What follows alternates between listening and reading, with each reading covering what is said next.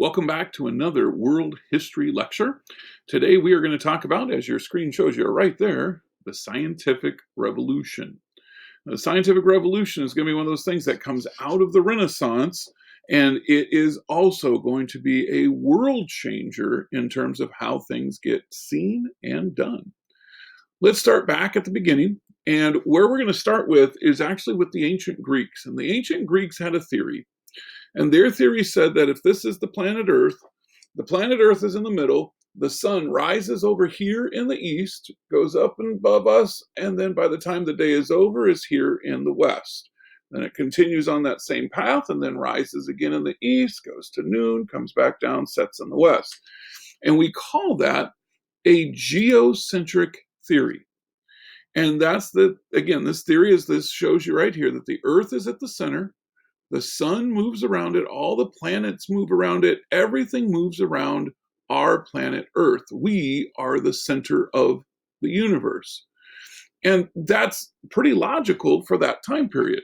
Uh, Again, when you think about it, you don't feel us moving, right? We're not spinning at 10,000 miles an hour and we're all forced up against walls and we can't break away because of the centrifugal force, right? We just walk around normal. So clearly we are in the middle of the universe and everything revolves around us. The Greeks thought that, everyone has thought that. And here we are in the time period of the Dark Ages, and we're still thinking that. Again, called the geocentric theory. The Earth is the center of the universe.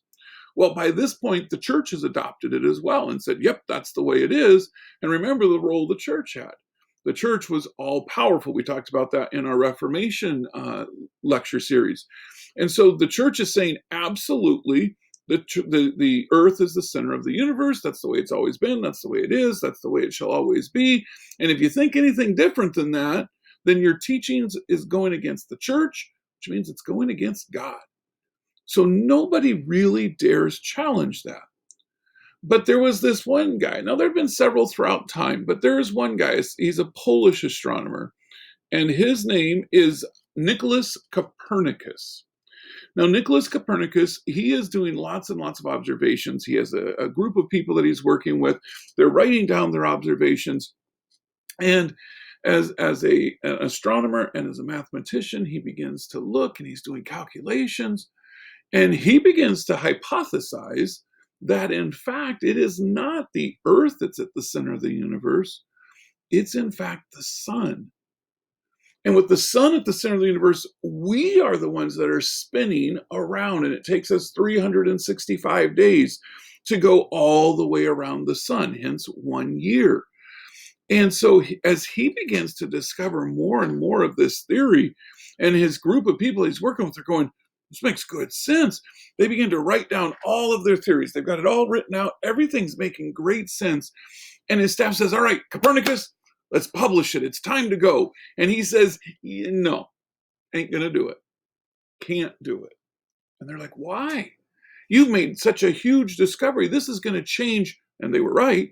All of world history. And he said, exactly. That's why I can't do it. And he knew that if he went against the Catholic Church, then the Catholic Church would come after him. And the Catholic Church would go and say that he was a heretic. Being a heretic meant that he was going against the work of the church. And that meant he would be of the devil. And remember what life was like during this time period. It's pretty miserable. The one thing that everybody hangs on to is this idea that when we die, we get to go to heaven. Remember, we talked about that in our Reformation lecture. And so Copernicus takes his whole nicely written out theory and he puts it inside of a trunk and he locks it up. And his staff will continually be pushing him, please, you got to publish it, you got to publish it. He doesn't dare, he doesn't want to put himself or his family at risk. And then it turns out to be about a year before he dies, he knows he's in his last days of life. And he says, let's publish it. And so that's why in 1543, he publishes it. This is a copy of what that original would have been.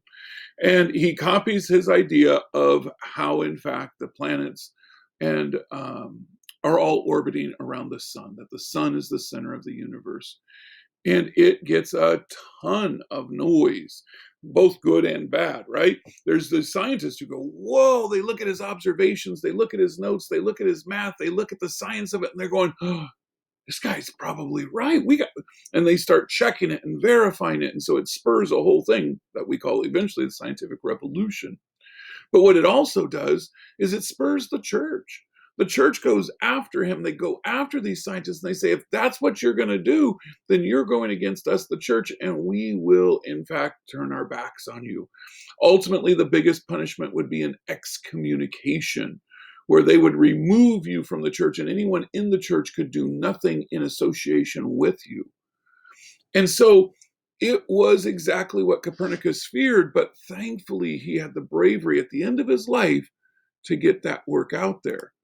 Because it would be later guys like Brahe and Kepler who take that initial theory and they begin to expand it and begin to allow it to grow.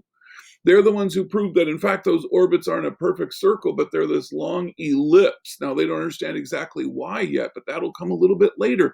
Because what each person does is they discover one thing, and then the next group is able to open it up and get a little bit bigger, and the next one even bigger. And so the scientific revolution starts with Copernicus and his discovery of the geocentric theory of the universe. Did you catch that? You all should be saying, Mr. Ruin, that's not right. It's Copernicus' discovery of that's right, heliocentric theory of the universe, that the sun is at the center, that allows this whole idea to begin to move forward.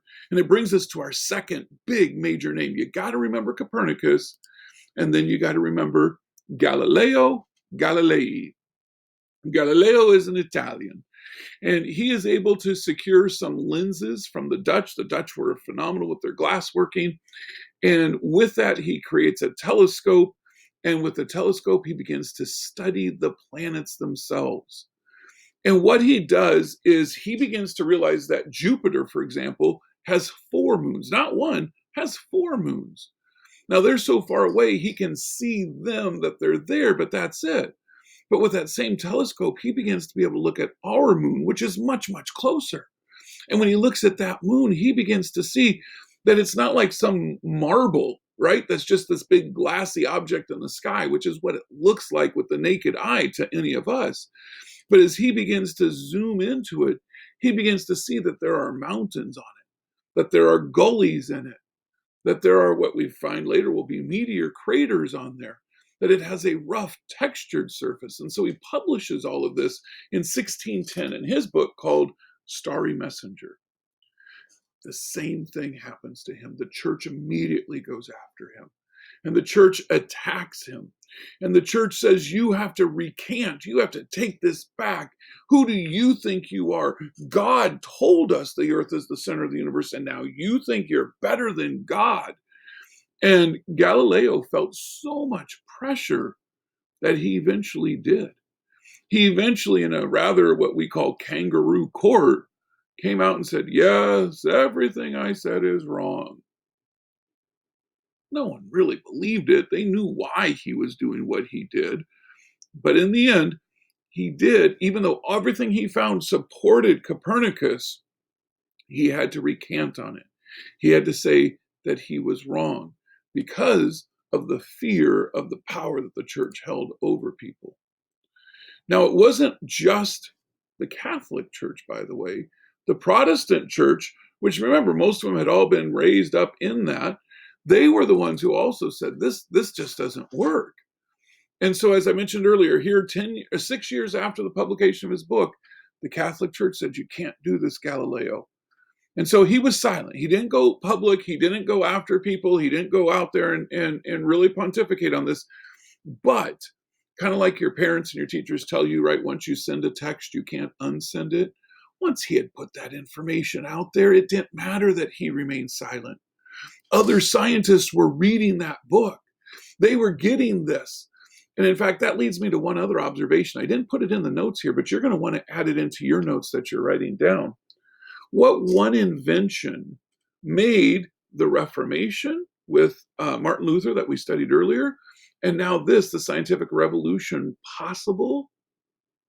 It was a German named Johann Gutenberg.